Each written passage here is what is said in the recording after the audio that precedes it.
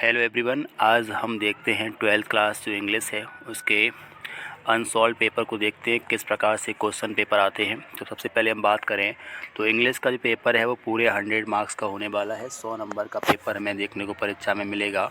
तो 100 नंबर के पेपर में से जो 60 नंबर का ग्रामर सेक्शन रहेगा और जो लिटरेचर हमारी किताब है वो रहेगी केवल 40 अंकों की। तो पहला यहाँ पे जो क्वेश्चन आने वाला है पेपर में वो सेक्शन ए से रहेगा और सेक्शन ए में एक दिया होगा पैसेज अनसीन पैसेज। तो इस पैसेज को हमें पढ़ना होगा और इसको जो क्वेश्चंस हैं वो नीचे दिए गए क्वेश्चन हैं उनको इसी पैसेज के अनुसार से हमें आंसर्स इसके बताने होंगे। तो यहाँ पे जो क्वेश्चन दिए गए हैं इस पैसेज में वो हम थोड़ा देखते हैं। इसमें लिखा है when is the real man discovered. तो जो वास्तविक व्यक्ति होता है उसकी खोज कब होती है। तो इसका यहाँ पे आंसर्स जो है वो दिया गया है it is only under adverse circumstances. तो केवल विपरीत की परिस्थितियाँ होती हैं दैट मीन जिनसे the real man is discovered. तो इसका राइट आंसर है। तो अगर आपको आंसर की तलाश करनी है किस प्रकार से छांटना पड़ेगा, तो जब भी हम क्वेश्चन देखते हैं क्वेश्चन में लास्ट वाले हमें शब्द दिखाई पड़ते हैं। तो लास्ट वाले शब्द हैं तो काम बता रहे हैं आपको, लास्ट वाले शब्द हैं वो जिस सेंटेंस में हमें दिखाई पड़ जाए तो सेंटेंस जहाँ से जहाँ तक चला हो वो उसका आंसर हो सकता है। और पूरा आंसर तो हमें पढ़ने के बाद ही मालूम पड़ेगा, फिर भी हमारा तुक्का ये होता है कि जब भी कोई क्वेश्चन है तो उसके लास्ट वाले शब्दों को देखें हम। क्वेश्चन में लास्ट वाले शब्द लिखा है द रियल मैन, तो जिस वाक्य में द रियल मैन डिस्कवर्ड लिख कर के आ जाए तो हमारा तुक्का होता है कि वही आंसर है। तो यहाँ पे लिखा है द रियल मैन डिस्कवर्ड। तो ये क्वेश्चन का जो आंसर हम देखें तो यहाँ से वाक्य प्रारंभ हुआ है और यहाँ तक वाक्य चला है, तो ये इसका राइट आंसर बन जाएगा। अगला क्वेश्चन यहाँ पे है what kind of a man proves his worth even in adversities. तो किन विपरीत परिस्थितियों में भी किस प्रकार का व्यक्ति है वो उपयोगी साबित होता है। तो इसमें अगर हम देखते हैं ट्रिक से अगर देखते हैं तो यहाँ पे लिखा है मैन प्रूव्स। तो यहाँ पे लिखा हुआ है man proves his worth even इन एडवर्सिटीज़। तो हम देखते हैं जहाँ पे ये ऑप्शन हमें देखने को मिल जाए, जिस वाक्य में ये शब्द हमें देखने को मिले वो उसका तुक्का है, आंसर बन सकता है। तो इसे अगर हम देखें man proves his worth even इन एडवर्सिटी, तो इसको हम पढ़ें पहले तो यहाँ पे मालूम पड़ रहा है proves his worth even in times of adversity. जो सेंटेंस है वो चालू हुआ है यहाँ से। तो a man of character of noble intentions of strong and sturdy physique and virtues of selfless service to others proves his worth even in times of adversities का ये आंसर हो जाएगा। अगला क्वेश्चन देखते हैं यहाँ पे हु कैन कनक्यूर हिज मिशन। तो अपने मिशन को कौन जीत सकता है। तो एक ऐसा व्यक्ति जो गुणी हो, योग्य हो और जो स्ट्रॉन्ग डिजायर रखता है वो अपने वर्च्यूज़ के माध्यम से, अपने गुणों के माध्यम से मिशन को अपने जीत सकता है। अगला यहाँ पे क्वेश्चन दिया गया है explain in your words the underline portion in the passage. तो 3 क्वेश्चन यहाँ पे होने वाले हैं जिनसे हमें कहीं ना कहीं एंटोनियम सिनोनियम्स के बारे में पूछा जाएगा। यहाँ पे लिखा है सेल्फिश का जो अपोजिट पूछा गया है सेल्फिश मीन्स होता है स्वार्थी। तो स्वार्थी का जो बिलोम यहाँ पे पूछा गया है क्या होता है। अगला लिखा है इसमें जो क्वेश्चन है वो है मिजरी। मिजरी का मतलब पाठ में क्या है। अगला है ऑब्स्टिकल्स। ऑब्स्टिकल्स मीन्स क्या होता है, बाधाएं, रुकावट। इसका पूछा गया मीनिंग क्या होता है। तो हम बात करें इसके आंसर की, तो इसके जो आंसर हैं वो हमें याद करने पड़ेंगे पहले से ही, जो एंटोनियम सिनोनियम है या फिर इसमें देखने से भी हमें कुछ वर्ड्स मालूम पड़ सकते हैं। तो पहला जो लिया गया था सेल्फिश। तो सेल्फिश का जो होता है मतलब स्वार्थी, तो स्वार्थी का हो जाएगा जो विलोम शब्द बनता है। तो इसमें ये दिया गया है आंसर, तो स्वार्थी का बन जाएगा यहाँ पे सेल्फलेस। तो सेल्फलेस स्वार्थहीन। मिजरी का मतलब है कष्ट, तो मिजरी का मतलब होता है कष्ट, परेशानियाँ, प्रॉब्लम्स। इसका यहाँ पे दिया गया है एडवर्सिटी, विपत्ति। और ऑब्स्टेकल्स दिया है रुकावट, बाधा। इसका कर सकते हैं प्रॉब्लम्स। तो इस तरह से इसका आंसर होता है। तो कुल मिलाकर 15 नंबर का ये पैसेज दिया गया है। अगला हम क्वेश्चन देखते हैं। यहाँ पे लिखा है सेक्शन बी राइटिंग सेक्शन में देखें यहाँ पे, तो यहाँ पे जो ऐसे दिया गया है, निबंध दिया गया है। तो आर्टिकल जो हमें दिया गया, आर्टिकल का मतलब होता है लेख लिखना होता है। ये टॉपिक हमें यहाँ पे दिए गए हैं, उन पे हमें अपने विचार को लिखना होगा और ये जो विचार हैं हमें 100 से 150 के शब्दों के बीच में रखने हैं और 10 नंबर इसके लिए परीक्षा में मिलने वाले हैं। पहला यहाँ पे लिया गया है इम्पोर्टेंस ऑफ डेमोक्रेटिक वैल्यूज़। तो डेमोक्रेटिक जो है प्रजातंत्र है उसकी वैल्यूज़ को बताइएगा। तो इसमें हम बना सकते हैं, आपको सिंपल सा आंसर है, निबंध कभी रटने नहीं है, बस आपको टेंसेस वगैरह याद रखना है और उस टॉपिक पे कुछ बातें आपको मालूम होनी चाहिए कि इस टॉपिक में होता क्या क्या है, क्या चीज़ प्रक्रिया है, उसको में लिखना होता है। ये लिखा है नीचे डाउरी सिस्टम, दहेज प्रथा, इसके बारे में हमें अपने विचार रखने हैं। नीचे लिखा है योर विज़न इन लाइफ, आपका जीवन में लक्ष्य क्या है, उसके बारे में आपको यहाँ पे आर्टिकल बना के लिखना है। आर्टिकल से मतलब है अपने विचार हैं, आप डायरेक्टली शुरुआत से लेकर के अंत तक 150 शब्दों तक आप लिख दीजिएगा, तो उसमें आपका आर्टिकल है। अगर निबंध आता है ऐसे लिखा हुआ है तो ऐसे में हमें हेडिंग्स भी डालनी पड़ेंगी, उसमें इंट्रोडक्शन करके और लास्ट में कंक्लूड करना पड़ेगा उसका। लेकिन आर्टिकल में हमें हेडिंग की आवश्यकता नहीं है, डायरेक्ट हम उसके बारे में शुरुआत से लेकर के लास्ट तक पैसेज बाय पैसेज या स्टेंजा बाय स्टेंजा जो भी है उसे कर सकते हैं। अगला यहाँ पे दिया गया है क्वेश्चन नंबर 3 है, right a letter to the editor. तो एडिटर को पत्र लिखना है किस अखबार के, of a national daily newspaper को लिखना है। क्या दिखाना है आपको, उसमें दिखाना है high rise in water tax. तो वाटर में जो पानी है उस पर हाई टैक्स लगा दिए गए हैं, तो हमें उसको उस एडिटर को ये कंप्लेन करनी है, लिखना है ताकि वो अपने अखबार में छापे। तो सिंपल से स्टार्टिंग है, तो हमें लेटर लिखा है लेकिन ये है एप्लीकेशन है, तो हमें यहाँ टू लिख के इस तरह से द प्रिंसिपल लिखते तो उसी प्रकार से यहाँ पे लिखना है to the editor of Dainik Jagran. फिर यहाँ पे सब्जेक्ट लिख देंगे नीचे और इस प्रकार से इसे कंप्लीट करना पड़ेगा। यहाँ लिखना पड़ेगा कि सम्मानित महोदय, सबने निवेदन है कि फ़िलहाल में जो म्यूनसिपल कॉरपोरेशन है उसने वाटर टैक्स को बढ़ा दिया है, जिस वजह से तो यहाँ के जो व्यक्ति हैं वो उस टैक्स को देने में असमर्थ हैं। अतः आपसे अनुरोध है कि आप अपने अखबार में ये न्यूज़ प्रकाशित कीजिए, जिससे जो अथॉरिटीज़ हैं, जिम्मेदार अधिकारी हैं, वो इस बात को समझ सकें और टैक्स को जो बढ़ाया गया है उसको कम किया जा सके। ये ऐसा कोई लिखना है। इसमें नीचे लिखा है right a letter to the principal of your college for a free studentship to enable you to study further. तो यहाँ पे फ़ीस माफ़ी के लिए एप्लीकेशन है वो लिखना है यहाँ पे। तो आप फ़ीस माफ़ी के लिए आप लिखना पड़ेगा टू द प्रिंसिपल, स्कूल का नाम वगैरह, फिर सब्जेक्ट, फिर most respectfully I beg to say that. तो इस तरह करके हमें यहाँ से अपनी स्टार्टिंग करके प्रक्रिया को लिखना है कि मेरे पिता गरीब किसान हैं और मेरे घर में बहुत सारे मेंबर्स हैं, सभी की शिक्षा जो है वो पिता के फाइनेंशियल कंडीशन के अनुरूप से चल रही है। अब फीस जो कॉलेज की है मैं देने में असमर्थ हूँ, तो इस तरह से हमें प्रॉब्लम्स बतानी है। इस तरह से ये हमें करना पड़ेगा। विस्तार से हमने एक बनाया है इसका वीडियो, उसमें आप देख सकते हैं। नेक्स्ट यहाँ पे दिया गया है सेक्शन सी। तो सेक्शन सी में जो क्वेश्चंस रहने वाले हैं वो ग्रामर से आएंगे। तो यहाँ पे दिया गया है डायरेक्ट अगर क्वेश्चन की बात करें तो ये वन वर्ड दिया है, the country ruled by a king, इसे बोलते हैं मोनार्ची। इसका वन वर्ड दिया गया है। तो यहाँ लिखा है एट अ स्ट्रेच, इसका मतलब क्या होता है, इसका होता है कॉन्टिन्यूसली, लगातार चलते रहना। अगला लिखा है लाउडेबल, लाउडेबल का मतलब होता है प्रशंसनीय। तो प्रेजेबल, तो यहाँ पे सिनोनियम पूछा गया है, तो यहाँ पे ये सिनोनियम है, जबकि यहाँ पे दो ये वन वर्ड पूछे गए हैं। नेक्स्ट क्वेश्चन है one should not abuse his father. तो इसमें लिखा है one should not abuse his father. तो इसमें हमें करेक्ट की बात करें, which word is in this sentence is an error. तो इसमें एरर कहाँ पे है, तो हमें पता है जब भी सब्जेक्ट वन होता है तो ONE सब्जेक्ट होने पर हमें अपने की स्पेलिंग जो होती है हमेशा ONES वंस का प्रयोग करना पड़ता है। तो जो कि यहाँ पे हिज लगा दिया गया, ये गलत है।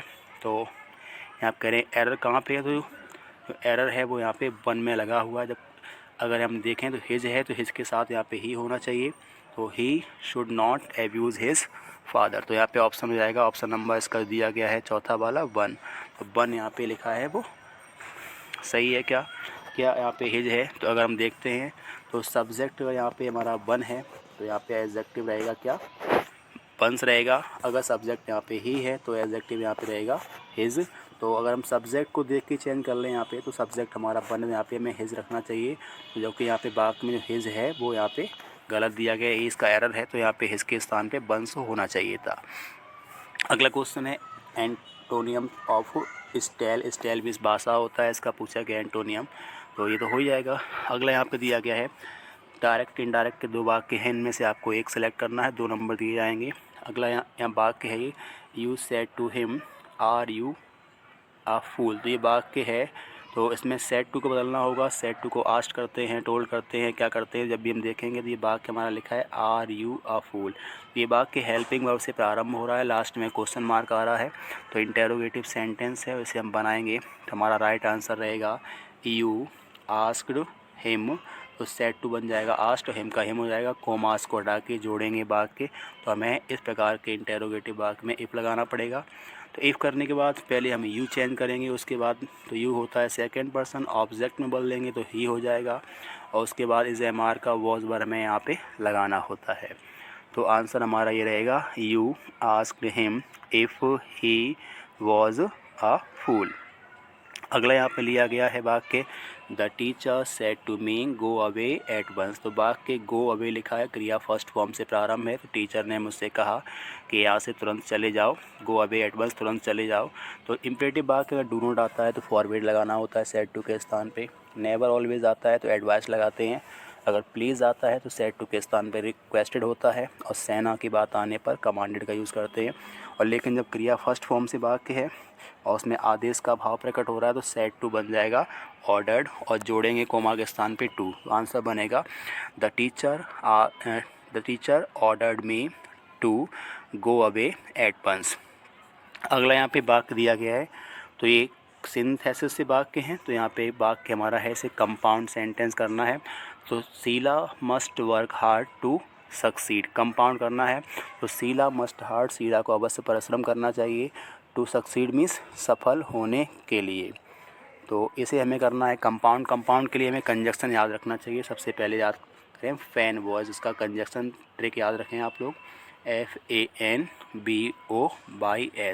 तो ये कंजक्शन काफ़ी यूज़फुल रहेंगे। तो फैन वॉज मतलब है ऐप का मतलब फॉर मीन्स क्योंकि, ए मतलब एंड, एन मतलब नाइदर नॉर, ना इसका मतलब ना तो ना, बी का मतलब है बट मीन्स लेकिन, ओ मतलब अदरवाइज अन्यथा, और बाई का मतलब है येट मीन्स फिर भी, एस मतलब सो इसलिए। जब भी कंपाउंड बनाना हो तो यही कंजक्शन में वाक्यों के बीच में लगाने पड़ेंगे। इसका हमारा दो वाक्य हैं पहले, तो इसमें एक ही वाक्य दिया गया है। तो एक वाक्य को पहले हमें दो टुकड़ों में वाक्य करना पड़ेगा, उसके बाद हम कंजक्शन लगा करके वाक्य को जोड़ेंगे। इसका राइट आंसर जो बनेगा तो इसका हम कर सकते हैं, Sheela must work hard, Sheela must work hard for she want to get success. तो शीला को अवश्य परिश्रम करना चाहिए क्योंकि वह सफलता प्राप्त करना चाहती है। तो फॉर होता है क्योंकि, वो हम लगा सकते हैं। तो Sheela must work hard for she will, या फिर she want to get success. इस तरह से हम कर सकते हैं, Sheela must work hard for she want to get success. Sheela को अवश्य कठिन परिश्रम करना चाहिए क्योंकि वह सफलता प्राप्त करना चाहती है। तो फॉर का मतलब क्योंकि हमने लगा दिया यहाँ पे। अगला यहाँ पे दिया कॉम्प्लेक्स करना है, बी ईट टू लिव। हम लोग ईट मीन्स खाते हैं, टू लिव मीन्स जीवित रहने के लिए। तो हम लोग खाते हैं ताकि हम लोग जीवित रह सकें। कॉम्प्लेक्स का इंजेक्शन होता है, बिकॉज होता है, ऑल्दो होता है, बट नहीं आता है, मतलब सॉरी, ऑल्दो होता है, बिकॉज होता है, सो दैट होता है, इवन इफ, आफ्टर, बिफोर। ऐसे हम कर सकते हैं, we eat so that we may live. हम लोग खाते हैं ताकि हम लोग जीवित रह सकें। अगला यहाँ वाक्य दिया है ट्रांसफॉर्मेशन है, पैसिव करना है इसका। स्विच ऑफ द फैन, तो पैसिव करने के लिए हमें इसे कई प्रकार से कर सकते हैं। इसका कर सकते हैं, let the fan be switched off, या फिर ऐसे कर सकते हैं, you are ordered to switch off the fan. इस प्रकार से कर सकते करना है। इसे यहाँ लिखा हुआ है, every rose has a thorn, तो इसे नेगेटिव करना है। ट्रांसफॉर्मेशन का वाक्य, तो वाक्य का अर्थ चेंज नहीं होना चाहिए। प्रत्येक गुलाब में कांटे होते हैं, ये में रखना ही है। तो there is no rose without thorn, बिना कांटों के गुलाब नहीं होता। ऐसे हम कर सकते हैं, there is no thorn without rose. इस प्रकार से है। अगला वाक्य है, 5 शीप्स आर ग्रेजिंग, तो इसे करेक्ट करना है। सिंटेक्स का वाक्य, जब भी हम शीप लिखा होता है, शीप में एस की आवश्यकता बिल्कुल भी नहीं है। शीप है, डियर है, स्वाइन है, तो शीप से हम एस को हटा देंगे, वाक्य हमारा बन जाएगा, 5 शीप आर ग्रेजिंग। अगला है, हिज स्पेक्टिकल्स इज़ न्यू, तो जब भी हम देखेंगे तो इन दो में से एक ही करना है हमें केवल। तो स्पेक्टिकल्स है, ग्लासेस है, टंग्स है, ट्राउजर्स है, ये सब चीज़ें हैं, ये हमेशा होती हैं बहुवचन में। तो इज को हम कर देंगे यहाँ पे आर, तो हिज स्पेक्टिकल्स आर न्यू। अगला हम देखते हैं यहाँ पे, use any one of the, तो यहाँ पे ये दिए गए हैं कुछ जो होमोफोन्स हैं, उन्हें हमने वाक्य में यूज़ करना है। तो BORN ये लिखा है बॉर्न, और ये BORN ये लिखा है चेक लिखा हुआ है यहाँ पे और ये चेक लिखा हुआ है, तो इनको हमें यूज़ करना पड़ेगा अपने सेंटेंसेस में। तो बॉर्न है, चेक है, तो इन्हें हम यूज़ करते हैं। तो अगर हम इसे यूज़ करते हैं तो वाक्य अगर बनाएंगे BORN, बॉर्न में जन्म होता है, तो he was born on Sunday, इस तरह से हम कर सकते हैं। और अगला है BORNE, तो इससे हम वाक्य बना सकते हैं। तो इसका मतलब होता है जनित, तो हम कर सकते हैं जनित मतलब जन्म लेने वाला, तो he was born in a animal races, ऐसे कर सकते हैं। अगला यहाँ पे लिया गया है चेक और चेक, तो चेक और चेक से हमें वाक्य बनाना है, तो CHECK चेक पे से रोकना होता है और चेक में जांचना भी होता है, तो he can check every copy. और जो अगला चेक है वो बैंक का बोलते हैं चेक, रोकड़ पत्र, तो he has issued a cheque for bank, इस तरह से कर सकते हैं। अगला यहाँ पे लिखा है ट्रांसलेट करना है इनटू इंग्लिश में, तो ट्रांसलेशन के लिए यहाँ लिखा हुआ है ऐसे 5 नंबर का रहेगा ट्रांसलेशन इंग्लिश में, इसे हमें करना पड़ेगा। हमें पालतू पशु और मूक पशुओं की तरह किसी के पीछे नहीं चलना चाहिए। कैसे नहीं चलना चाहिए हमें?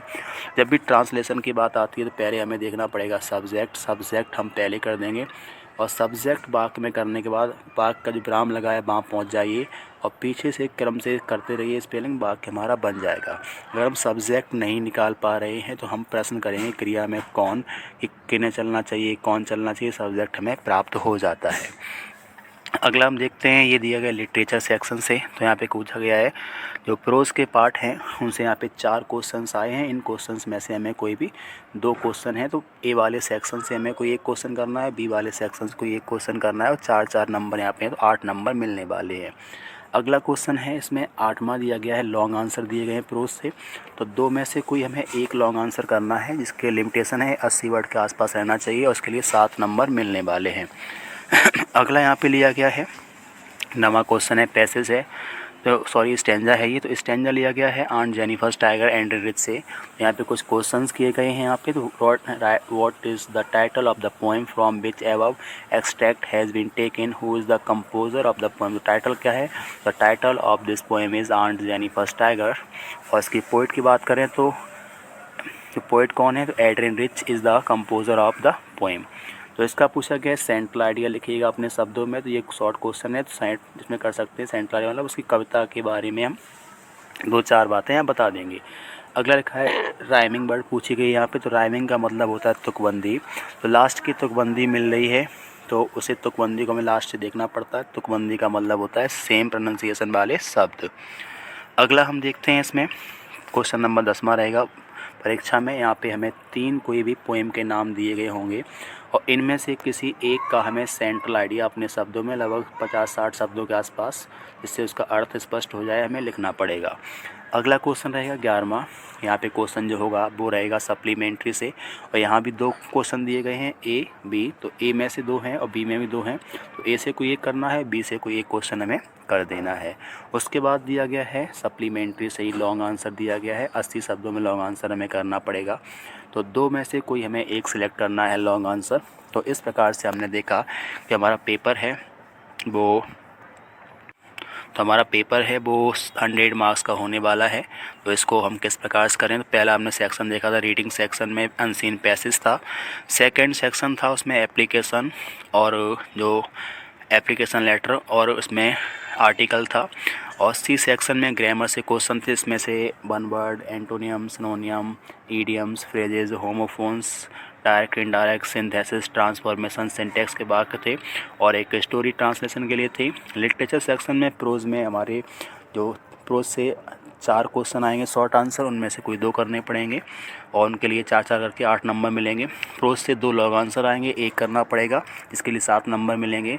और पैसेज जो हमारा रहेगा वो 6 अंकों का रहेगा, क्योंकि स्टैंजा है पोएम का, तो किसी पोएम की कुछ 4-5 लाइनें दी गई होंगी, उनके आधार पर क्वेश्चन करने पड़ेंगे। तो पोइट्री से 6 नंबर का स्टैंजा रहेगा और 4 नंबर का इसमें सेंट्रल आइडिया करना पड़ेगा पोइट्री से। कुल मिला के पोइट्री हमारी 10 नंबर की है, जिसमें 6 नंबर का एक स्टैंजा रहेगा और 4 नंबर का सेंट्रल आइडिया करना पड़ेगा। उसके बाद हमने यहाँ पर देखा है सप्लीमेंट्री में जो है उसमें से सप्लीमेंट्री में 4 शॉर्ट आंसर दिए गए हैं, इसमें से हमें 1 करना पड़ेगा, जिसके लिए 4-4 करके 8 नंबर मिलेंगे। और जो लॉन्ग आंसर है वो 2 यहाँ पे दिए गए हैं, उनमें से हमें एक कोई लॉन्ग आंसर को सिलेक्ट करना पड़ेगा। तो इस तरह से हमने यूपी बोर्ड जो 12th क्लास का सैम्पल पेपर है इसको देखा है। हम कुछ अगली वीडियोज़ में कुछ अनसॉल्व भी ये पूरा सॉल्व कराएँगे। तो अगर आपको वीडियो पसंद आया हो, अच्छा लगा हो, तो आप कमेंट कीजिएगा, कोई प्रॉब्लम हो उसको लिखिएगा और चैनल को सब्सक्राइब करें।